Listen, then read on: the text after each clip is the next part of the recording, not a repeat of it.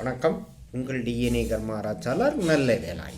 இந்த பதிவு நோன்பு திறப்பும் விஜய் பேச்சும் இது சம்பந்தமாக இதில் நம்ம பதிவிடுகிறோம்.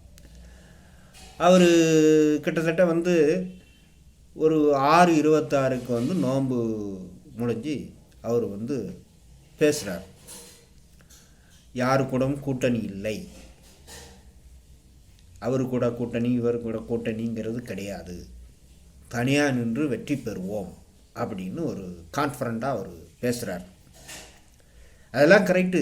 ஆனால் ஜோதிட ரீதியாக அவர் பேசுகிற நேரம் கன்னி லக்கணமும் பூரட்டாதி நட்சத்திரம் ஓடுது. இது உயிர் பெற்றா வருது.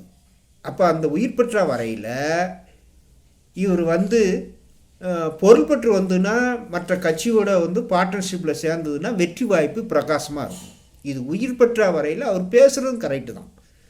அதனால் இவர் வெற்றி வாய்ப்பு கொஞ்சம் பின்னடைவாக தான் இருக்கும். நன்றி, வணக்கம்.